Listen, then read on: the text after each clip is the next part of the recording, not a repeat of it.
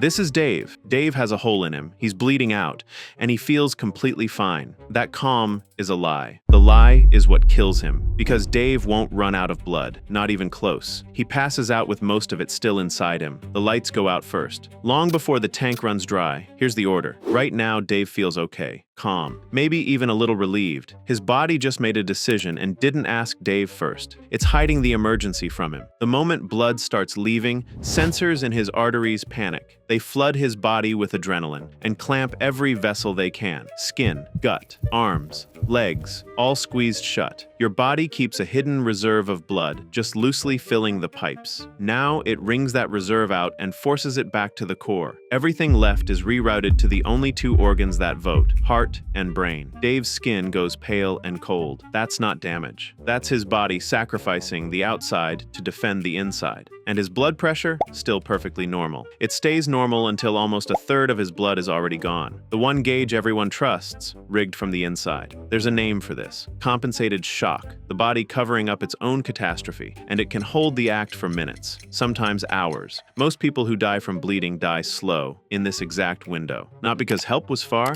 because everyone believed the calm. But the body isn't healing. It's holding a line, and lines break. You'd think the body fades out slowly, smoothly, like a dimmer switch. It doesn't. It holds a line, perfectly steady, then falls off a cliff. Trauma medicine splits blood loss into 4 stages. Stage 1, under 15% gone. Dave's just a little anxious, heart rate creeping. He thinks he had too much coffee. Stage 2, up to 30%. Pulse climbing past 100. His body's still holding pressure, but the margin is thinning. Stage 3, this is where it snaps. Past 30%, the clamp down finally fails. Pressure collapses. Heart slamming past 140. Dave gets confused. Stage 4 is not a stage. It's the floor rushing up, over 40% gone, and the body quits negotiating.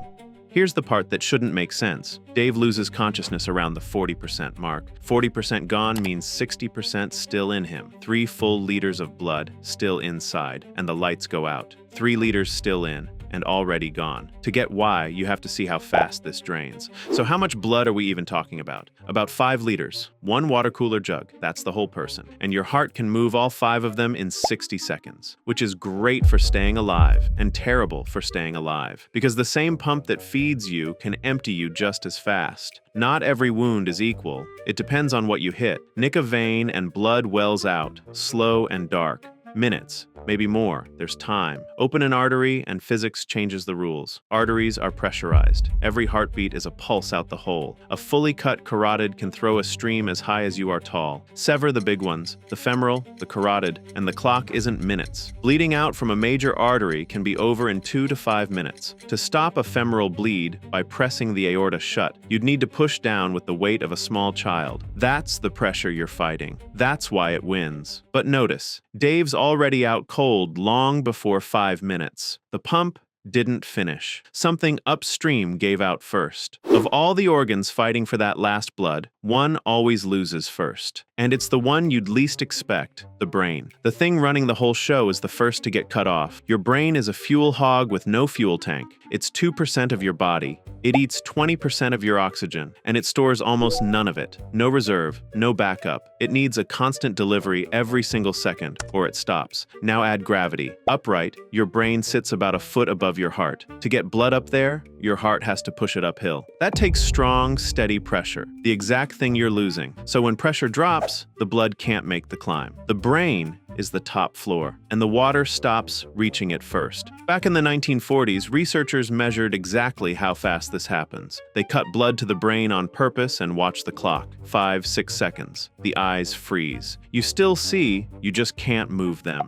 Full blackout. Around 7 seconds, average under 10. Keep it cut and the brain goes electrically silent in under 30. No heroic struggle. It switches off like a screen with the battery pulled. 7 seconds from full lights to none. And going down, Dave feels every step. Here's what it's like from the inside. From the outside, fainting looks instant. From the inside, it's a slow descent. Dave doesn't drop. He sinks, and it comes in a specific order. First, the room tilts, a wave of dizziness, then nausea. His skin breaks into a cold sweat, the last of the adrenaline. A high ringing rises in his ears, drowning the world out. Then the edges of his vision start closing in. Tunnel vision. Here's the strange part. Sight goes before sound or touch, always. Your eye isn't just a camera. It's a pressurized ball. It holds its own pressure from the inside, pushing out. Your blood has to push harder than that just to feed it. When blood pressure drops below the eye's own pressure, the supply pinches off. The light-sensing layer in your eye is basically brain tissue, and it's starving, so it quits first. Color drains. The world goes gray, then black. Sound lingers longer. People going under often hear voices they can't answer. And then, for Dave, even that fades. Total darkness. He's down. And here's what everyone gets backwards. Going down might be the smartest move his body ever made. Everyone treats passing out as the moment it all goes wrong. It's the opposite. Fainting is your body's emergency rescue. Knocking you out cold might be the most useful thing it does all day. Remember the problem. Your brain is a foot above your heart,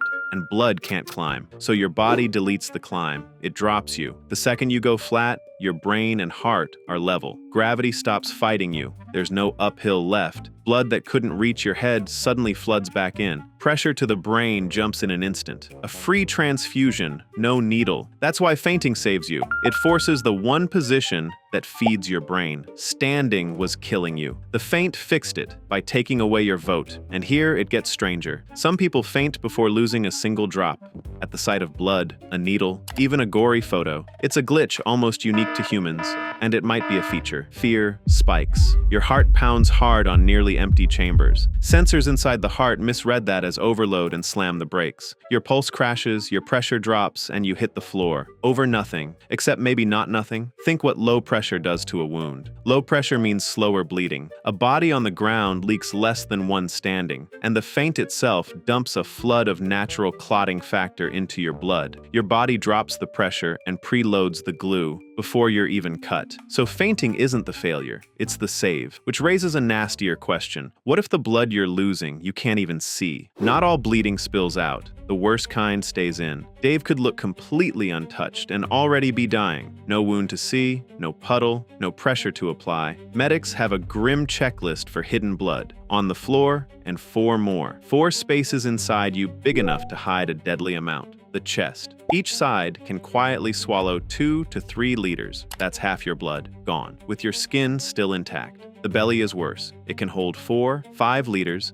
and ask for more. A broken pelvis bleeds into itself, liters, hidden in the wreckage. Even a single broken thigh bone can pool over a liter inside the leg. Out in the open, a wound clots against pressure. Inside, there's nothing to push back. So it just keeps filling. No clot, no clamp, no warning. From the outside, Dave looks fine. Inside, he's already in deep shock. The scariest bleed is the one nobody can see, including Dave. Out or in, fast or hidden, it all ends the same way. And the ending isn't what you think. So, back to the impossible part. 3 liters still inside, and Dave is dead. If the tank isn't empty, what actually killed him? It was never about how much blood. It was about delivery. Blood has one job in an emergency: carry oxygen to cells, lose enough pressure, and delivery collapses. Even with blood to spare, cells starve, switch to backup power, and start poisoning themselves. They flood the body with acid, and acid breaks the thing that stops bleeding. Blood that should clot a wound shut just won't anymore. Meanwhile, the warm blood you lost took your body heat with it. You go cold. Cold jams the clotting machinery even harder. Cold feeds acid.